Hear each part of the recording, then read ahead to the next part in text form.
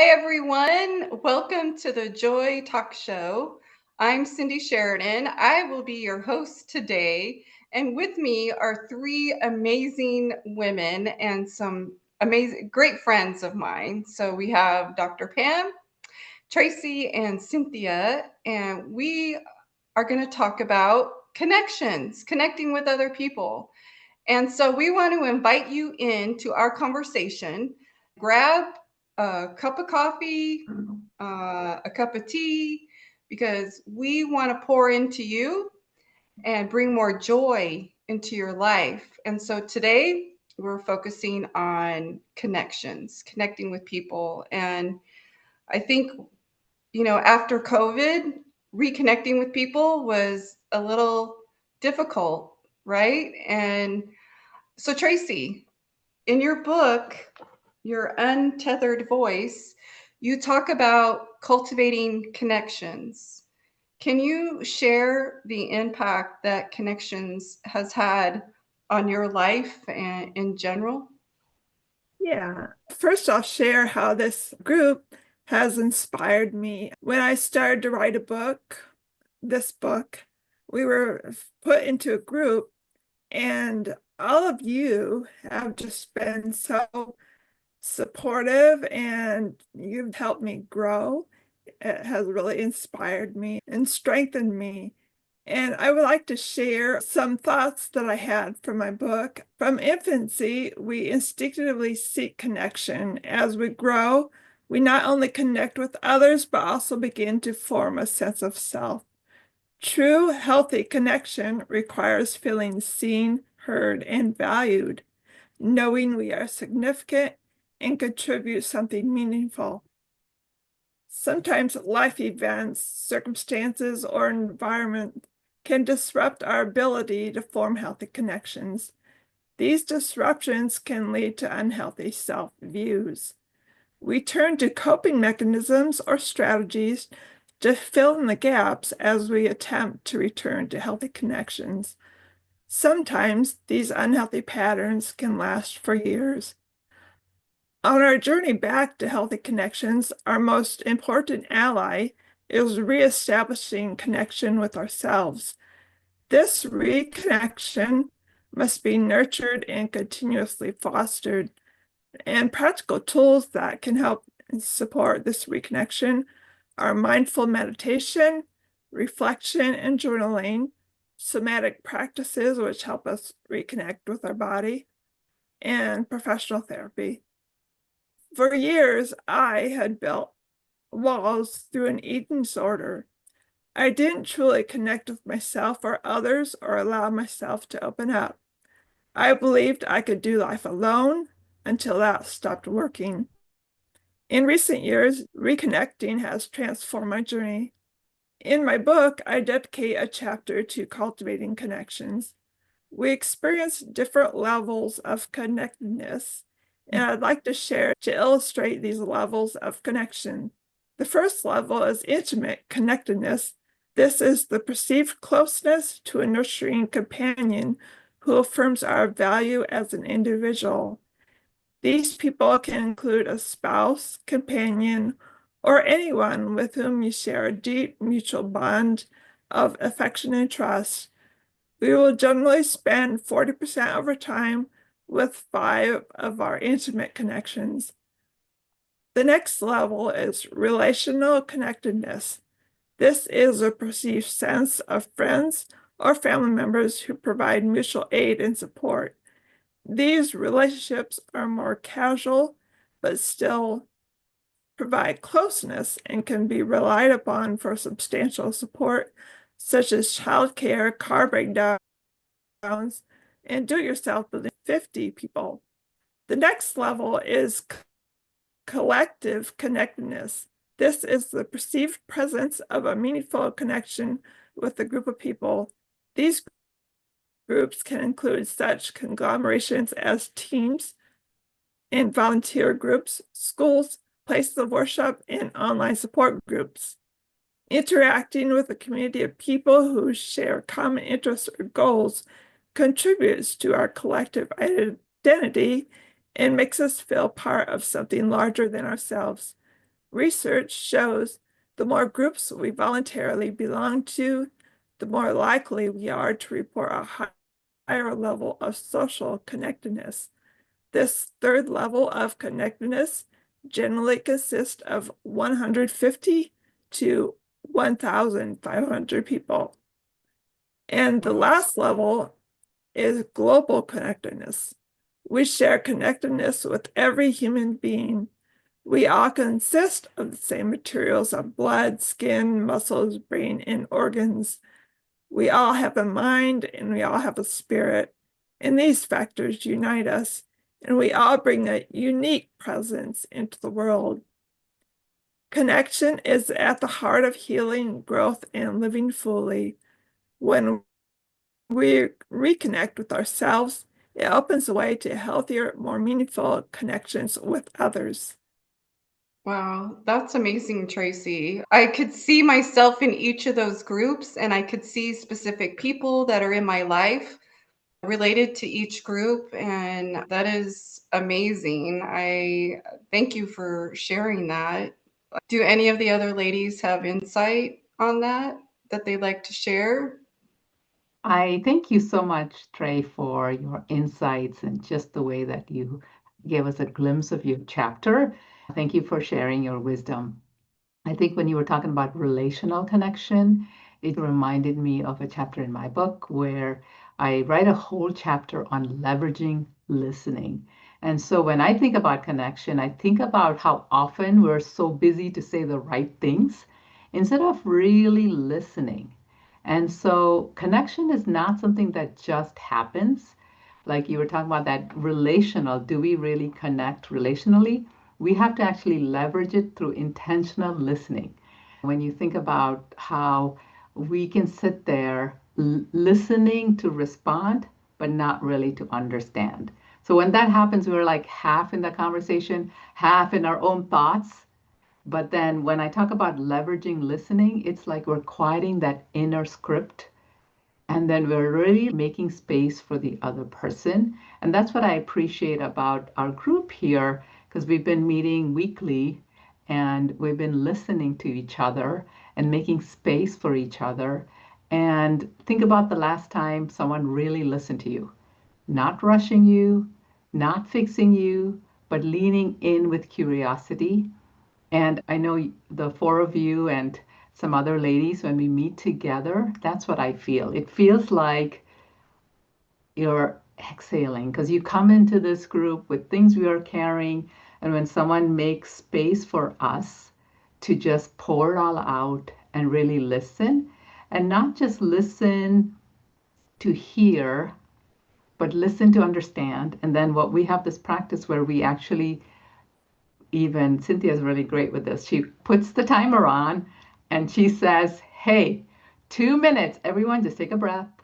And we actually invite God to come in and share his wisdom and training us to really listen. And so listening without judgment, listening for the heart, not just the words, because there's emotion underneath. And so I really believe that surface level exchanges don't build connection. We really need to learn to listen. So maybe at the Yeah. end, I can give some practicals for my book. So that's what I thought. So Trey, thank you for sharing your wisdom.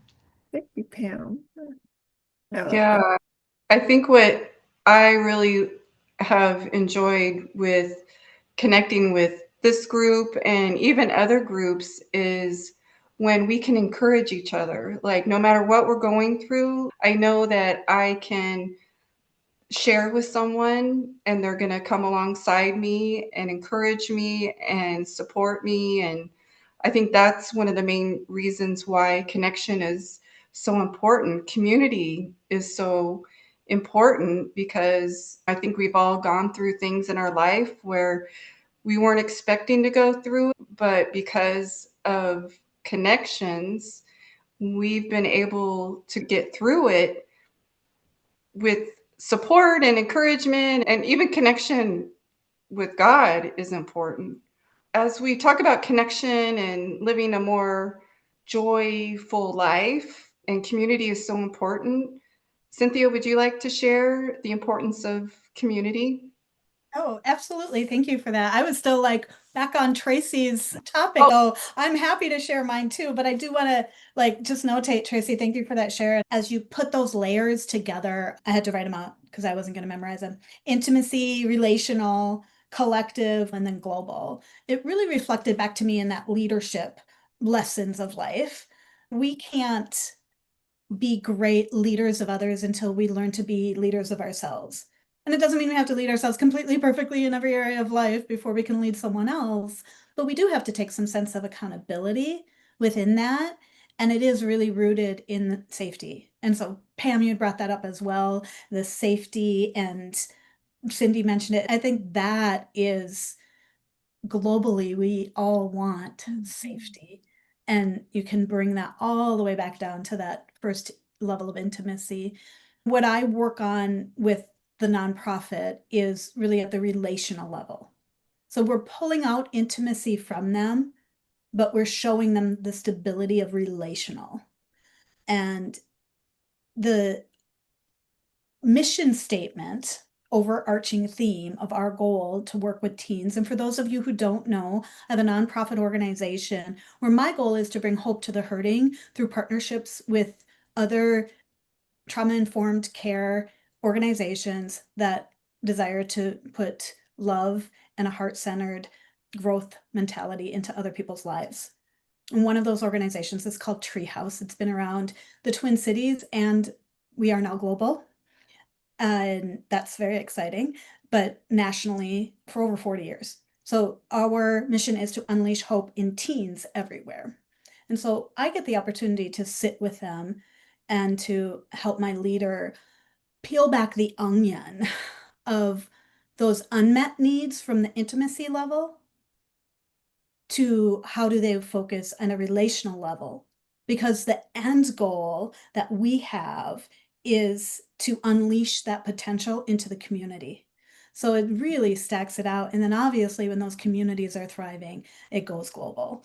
So that for me is an incredible, incredible piece. And just circling back to everybody else's comments on the importance of this community that we built in fall of 2022. So this is our third year together as a team, and there are more of us in the background just busy with their other parts of their lives. But we really started this community because we needed it. We needed the space to practice, to feel safe on a camera, to feel good about the information that we're presenting. You should have seen us before. We were all like sitting here, and then there was a mention about hair, and then there was all these women like gonna trim our bangs or flipping the lights are wrong. It was really kind of funny. But we're able to do that with each other. We don't have to suppress that and keep that hidden because we know that's just an outward appearance that somebody is going to catch a glimpse of, but our inward hearts are blossoming with joy because of the community that we've built together. And that is just one of my core values, is to create safe communities where everybody belongs, where no matter how you dress, no matter how you sound, no matter what you look like, and even your belief systems are not a reason to remove you from the community. We want it to be safe for all people, of course, but you shouldn't be unable to express yourself. And so in Treehouse, really our goal, and truly in my whole work that I do, whether it's for-profit or nonprofit, is to develop and drive down those internal belief systems, hone those skills in order that the outward and external expression really, really creates an impact in community. And that creates connection. And there are stats all over the place about the importance of community and connection. We really hope to be that for you. What we've built here has taken a long time, and we've had ups and downs through it. And we've had times where we've been able to spend very, very close time together for many days in a row, and times where we only get to see each other in these moments. We trust each other in community, and we know where to come home to. And we hope that we create that for you in a safe space and an environment that really echoes all of the things that we're doing in our personal and professional lives. That's great, Cynthia. Thank you. I love that. Two things. I love the work that you do with your nonprofit. That's so inspiring how you reach out to help those people. And secondly, I love how you just break the ice here and help us to feel all comfortable with the audience, tell the audience we're just here having fun, we're just real people. Right. So thank you. Oh, thank you. We're just friends talking, sharing, and I think everybody wants to be seen, known, valued, and heard. So does anybody want to share, like, how can we really connect with someone and let them know that we see them and we value them? Does anybody want to share about that? Sure, I can. I have a whole chapter about it in my book, Sparkle, because as I was studying out how do we really sense God's sparkle, I think one of the biggest skill that we need to learn is listening and learning to leverage listening. So maybe at this point we feel disconnected or distant in a relationship, maybe in our marriage or with our children or in our team or even with God. I think the first step is just starting with listening and listening without judgment, listening to the heart. They say our brain can only focus on one thing. Really, we as women, we think we can multitask. But if we really want connection, we have to learn to focus on, hey, I'm going to spend time and I'm just going to listen. And we know when somebody doesn't really listen. I had that this morning. I heard some really hard news. A friend of mine lost her husband last week in an accident. And I was sharing that with someone, and I could tell she was not listening because she was busy doing a lot of things. And she's like, okay, that's good. And she left. And I remember going away feeling disconnected. And so when we don't listen, even though we're there, and maybe I need to be wise in when I share things, and I need to listen to her emotion. Like she was busy. That wasn't the time for me to bring this heavy stuff. But I think as friends, we have these expectations when something heavy is poured into our lap. We run to our friends for connection. I think about Jesus doing that in the Garden of Gethsemane, how he had this heavy thing on his heart and he needed strength and connection with his guys. And he took them with him into the garden. And he's like, hey, stay here. I'm overwhelmed with sorrow to the point of death. And he comes back and all he hears is snoring. He doesn't see anyone trying to connect. And that happens to us too. But I think I'm just grateful that we can show each other grace. We can get that connection from God. And going back to just the practicals, understanding that we can only focus on one thing at a time. So my friend was focusing on getting everything done at church versus listening. And so we need to make intentional time. And maybe like in our marriage, for me, I literally had to train my husband to listen. And he says, okay, what do you need from me? Well, I need to be heard. And so he's like, okay, I know that takes some time. So when can we fix that appointment so I can get my brain ready to listen to you? And that's helped me just feel connected. So all that to say, connection starts with listening.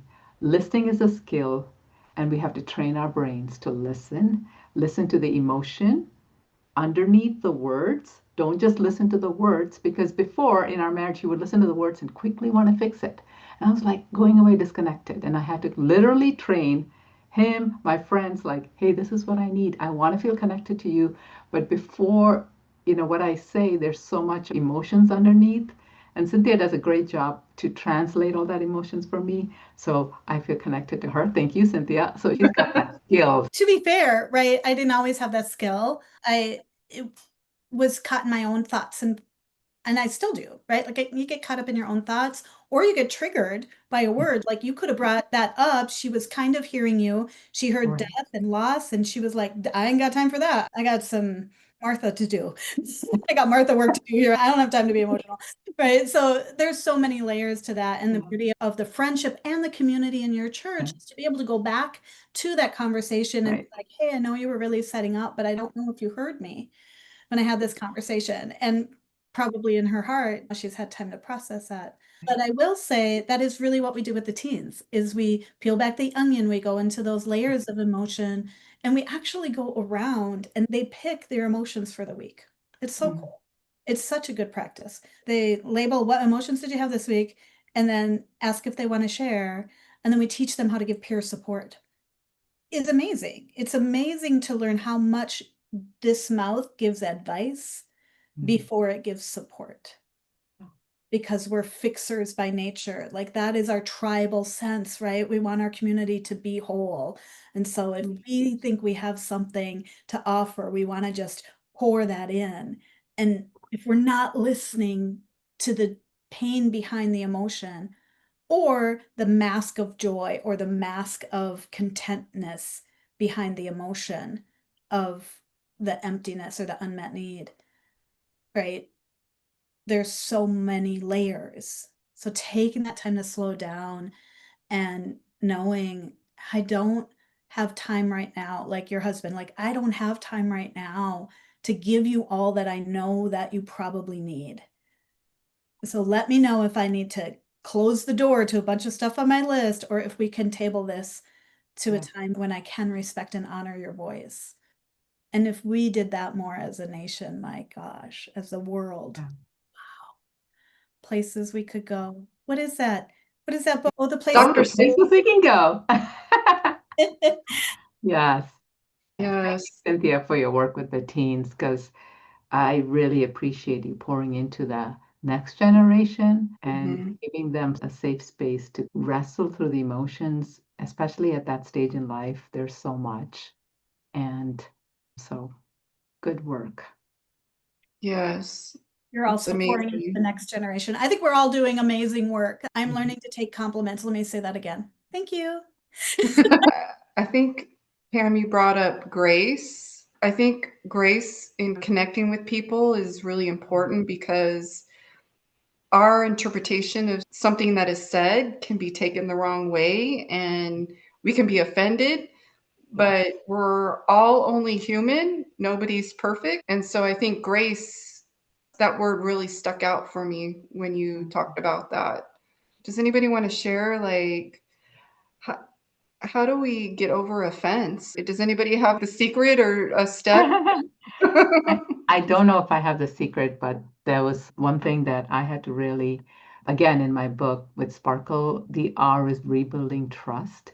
And as I studied out about building trust, one of the big barriers of trust is offense. And as I was doing my research, people describe offense in different ways. I know one of the authors, John Bevere, he describes it as the bait of Satan. And once you bite it, that means you allow offense to set in your heart. It destroys connection. So it's something that we have to be really, really careful about. Offense does not lead to connection. So I appreciate you bringing that up. So how do we guard our hearts against offense? I think, first of all, just recognizing, ooh, that didn't sit well with me.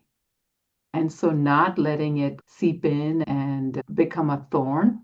Jesus says, the soil that has thorns, and in one translation, it actually translated it to offense. The soil that got offended will not grow. And I appreciate you hearing that offense, the way that you guard it is showing grace. And when we turn it into, wow, I'm so grateful that this person didn't get offended by what I said.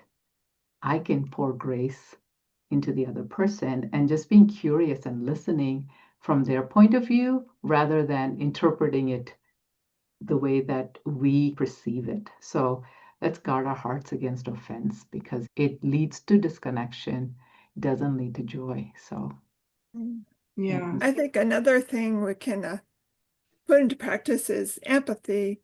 We can stop and think like, well, where are they coming from? And, maybe something difficult's going on in their life and maybe they're just not in the right mode right now. Right. Yeah. You never know, especially when you're driving and someone pulls in front of you unexpectedly, and you're like, what are they thinking? What are they doing? But you don't know what's happening on their end. And I remember after David passed, and I was like in shock for a long time. And I remember needing to drive somewhere, and everybody's driving fast around me. I'm like, why is nobody not really paying attention to me? Not that I was seeking attention, but they didn't understand what I was going through. Of course, you're not going to know from looking outside what just happened to me. Yeah. But that's why you don't know what other people are going through, and you need to have some grace and empathy for those around you. That's such a good point that you brought up, like when we are sitting in the car and we have these expectations that everyone should know that I'm going through this grief, and that expectation can lead to offense. So I appreciate you recognizing, hey, nobody knows what's going on in my life till I share it. I appreciate you coming and sharing. And that again brings safety to share, and then we get connected. That's what I'm sitting here, and I'm looking at the screen at the four of us. I can see myself too. But what I love about connection is that God created each of us uniquely, and we all have different gifts and talents and viewpoints and perspectives. We're all each so unique, and it's just so exciting to me to be able to connect with each of you and everyone out there. Let's appreciate each other and the uniqueness of ourselves. I get excited for that. Yeah. I had thought about that offense and in relation to rejection. Like, I have ADD, which has what's called rejection sensitivity dysphoria. It's called RSD. And so that actually means I get an extra surge of the feeling of rejection than the average person. So a situation that other people might feel like, oh, it's no big deal, I get a little bonus. And when you don't know that growing up, when you don't know what that is, it's still rejection. It still activates those neurons of rejection. And the scripture for me to lean on was, again, got to write this down. I haven't memorized this one. Isaiah 43:1. Now, this is what the Lord says. He who created you, do not fear, for I have redeemed you. I have summoned you by name. You are mine. And how can you be offended by anybody else, what they've said or done, or a feeling inside of you, self-offense, if God can say that? Like, I created you. You're mine. Every single person he says that to, every single being he says that to. And then you got to do the work, right? You got to work through the hurt. You got to work through the pain. You got to take those layers off. You have to identify those emotions. But to me, that is the gateway back to not feeling rejected. Because when the reason that I had this scripture is because I was thinking about how do we get ourselves out of community? And we get ourselves out of community by feeling rejected or being rejected.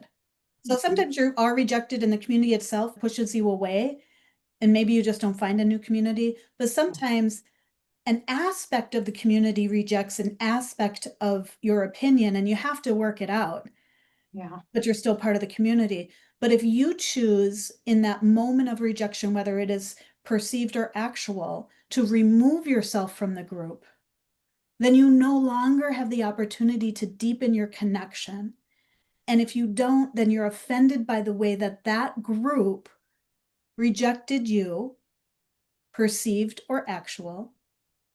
And if you do not find a new group, then you tend to create a group of a bunch of people who feel rejected and not loved, because we need that. We strive for that community. And so now we've created a silo of safety around a perceived threat or offense that may or may not be true, but absolutely wasn't dealt with because you removed yourself and then attracted people who were also hurt and offended. and then you built a community around that. So I do believe the diversity of community is really important. That was something that I was really appreciating, was all these different gifts that people have that I'm so grateful for. I am an amazing starter. I cannot tell you guys how good I can start things. I can start just about anything in the world with any idea. That is a natural gift of mine. But please don't ask me to sustain it. Please ask me to sustain it. That is not my gifting. And I'm so grateful for my lead volunteer who's a sustainer. I'm so grateful for my coach who is a sustainer, because without them, I wouldn't be able to pour into teens. I wouldn't be able to continue to grow the movement and to do things that uplift love and community. So we're all needing each other. Yeah, Yeah. Cynthia, can I add to that? Because you mentioned that we've been together for 3 years, and there've been times when there's opportunities for offense and opportunities for rejection. That happens when we have a close-knit, tight group. And one of the things that I really appreciate about you is the times that you felt rejection, you didn't leave, you were bringing it to the table and expressing it. And just like listening is a skill for connection, I think being able to share your truth and bring it to the table for resolution is also a skill for connection. And I don't know if you would like to talk about that, because you were sharing about how you can sense rejection stronger than the average person. And so God gives all of us these gifts that we have to have an extra kind of measure of His Spirit. So we get to rely on each other. We get to use it to build community. And I think you've used that sense that you feel of rejection by talking about it. I think there was one time, I remember, I can't remember all the details, but I remember us sitting, you just sharing, when this happened, I felt this, and we were able to resolve it. So maybe talking into the skill and the courage to be able to share our truth. How did you learn that, and how can we practice that?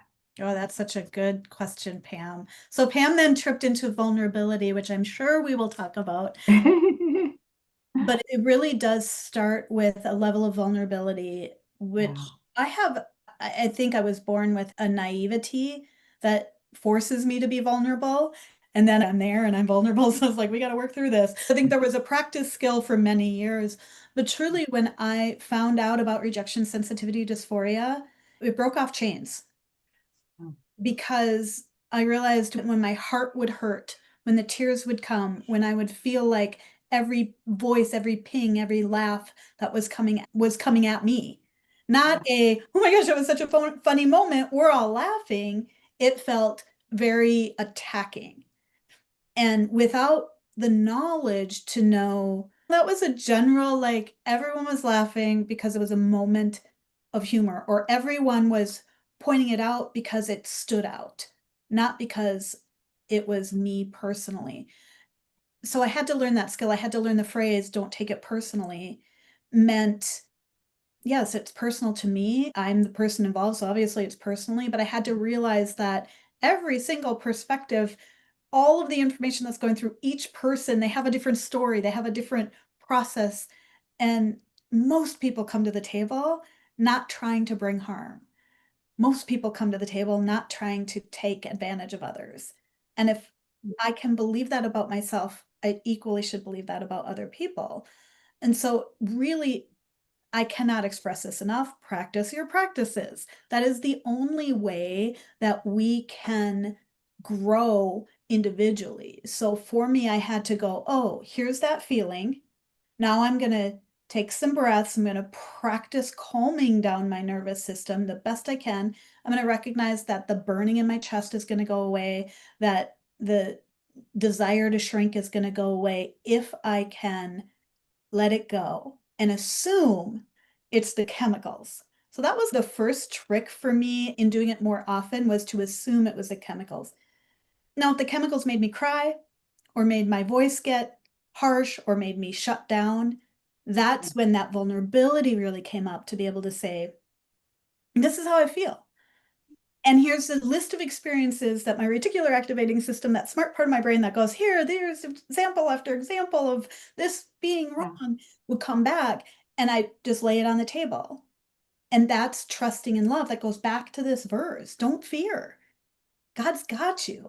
He's going to put you in a room full of people who are safe. He's going to put you in an environment where you can be squirmy and angry and mad and frustrated and sad, and you're going to be held. Yeah.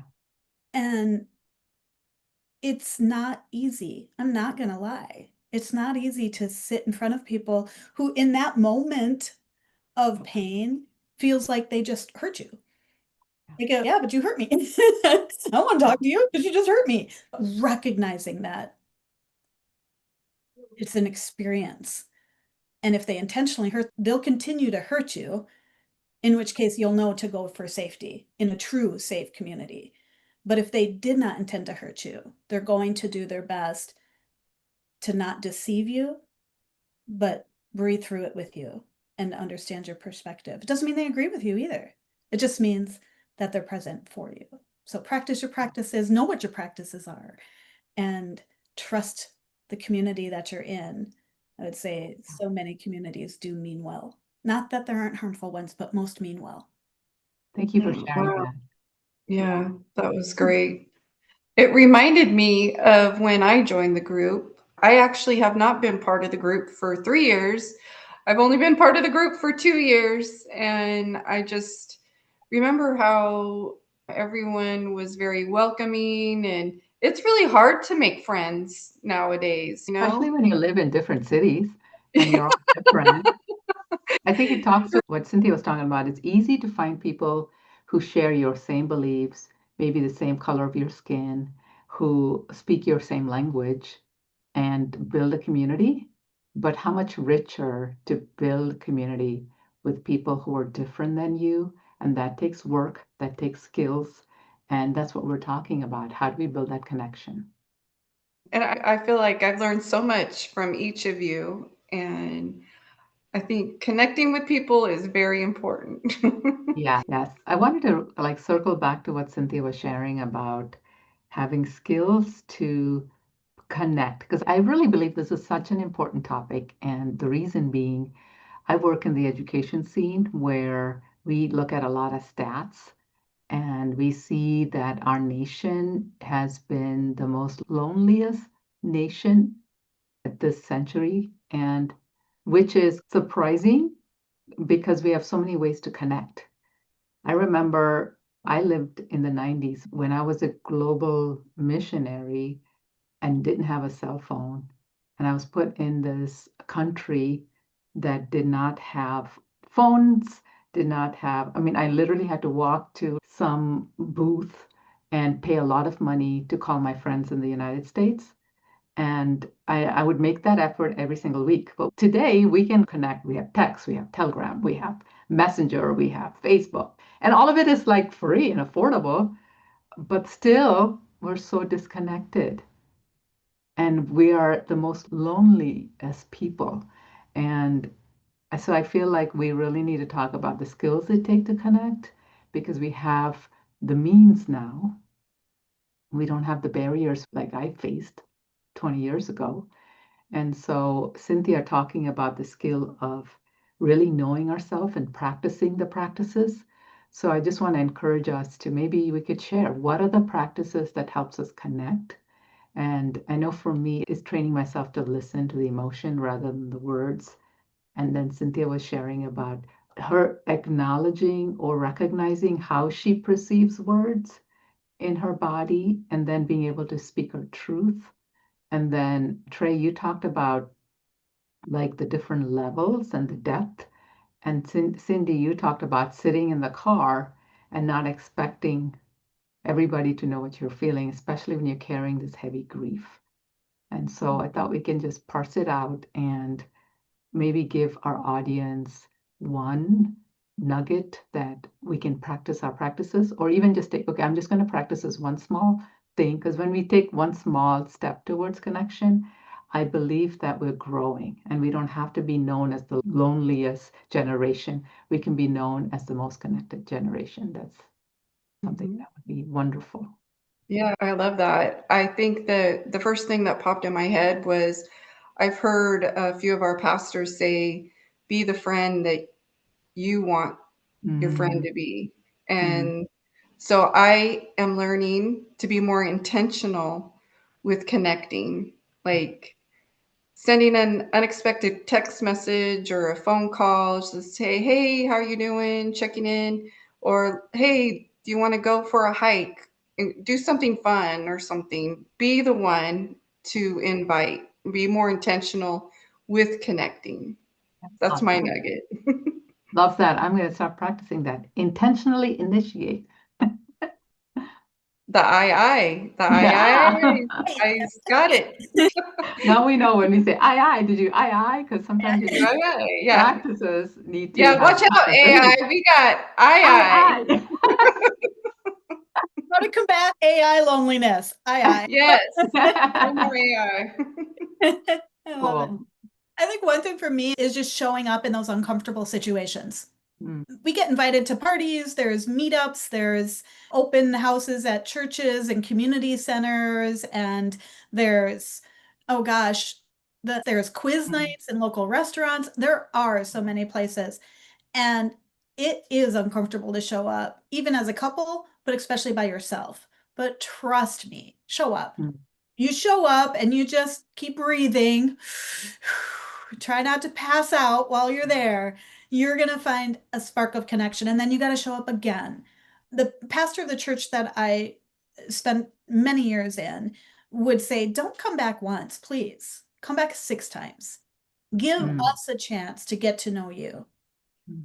And I believe that is true with anything in life. No matter what, when you're trying to make that connection, give it some effort because you're not going to feel it. Connection does not happen immediately, but repetition plants the seed deeper and lets the roots grow.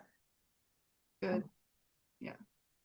Yeah, what came up for me was like with Cindy is just being more intentional, and like when someone comes to mind, stop and text them or message, say hi. And we've all experienced those times where someone out of the blue that we haven't thought about for a while, they come to mind and we'll say hi, or maybe we even don't say hi and hear later that this and this was going on, and oh, that's why they came to mind. So it gives even more incentive when someone comes to mind, just Mm. say Yeah. hi, make that connection. There's Love a that. reason why they came to your mind. Yeah, for sure. Yeah. Yes. That's great. Beautiful. I think for me, I love the intentional initiating. I'm juggling a lot in my busy week. And so for me, I have to intentionally schedule time. Like when guests come to church, really looking for new faces and initiating with them. And like Cynthia was saying, the pastor said, come back 6 times. But then if they come back 6 times and no one initiates, no one gets to know them, that's not good. So I had to figure out how do I practice that. So really initiating it and putting it in my schedule.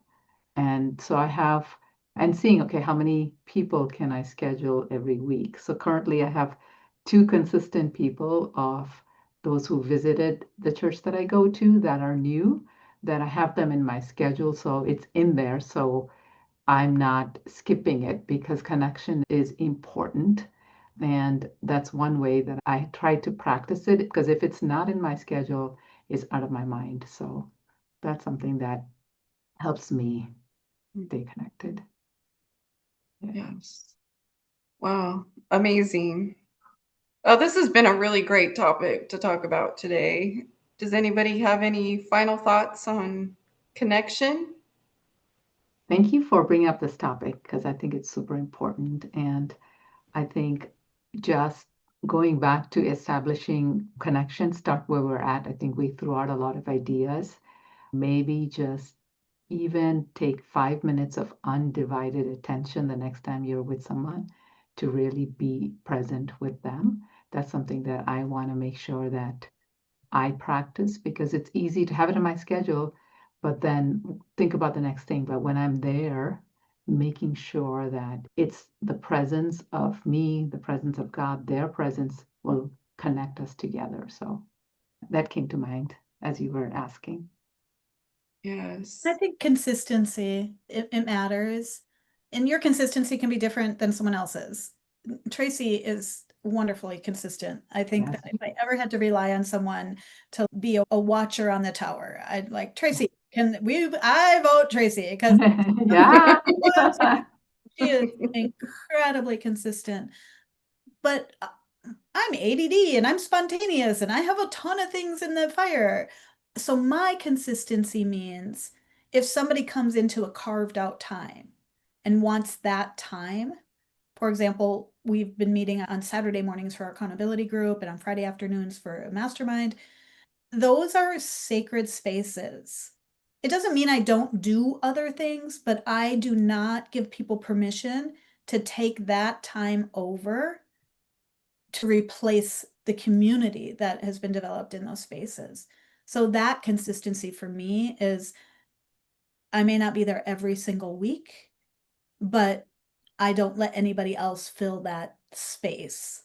And so that's my level of consistency because I need to be honoring that. I really appreciate you prioritizing that. That makes me feel special Yes. and connected. So connected. So it works. Connection is important. There were times within the past 7 years that I've isolated myself, and that's exactly what the enemy wants. And I had to pull myself out. And one of the ways I did that was the consistency in this group. And I appreciate each of you and love you all dearly. And you've made a big impact in my life and my connections that I have. It encourages me to really connect with others and be there for others because you guys have been there for me. And one day we're all going to be in the same room. Yeah. Yes, we are. Not a Zoom room, but We have to intentionally initiate. Yeah. Then we can film an episode of Joy Talk Show together. There you go. Yes. Yeah. Watch out. Well, this has been great, cultivating connections so that we can cultivate joy. Yeah. I think it brings so much joy to connect with people. Thank you for letting us pour into you. Yes. Have a great week of connection. We love you. Yes. Go connect. Be intentional. And by subscribing. Yeah, you should follow us wherever we are. Thank you, everyone. Thank you for tuning into this episode of the Joy Talk Show. We hope it inspired you to nurture joy-filled, meaningful connections in your life. If you enjoyed this episode, please hit like, subscribe, and share it with someone who could use a little more joy today. We'd love to hear how this conversation touched you. Reach out anytime at joytalkshowpodcast@gmail.com or visit joytalkshow.com. May your days be rich with meaningful connection. Until next time, keep filling your cup until we can fill it together.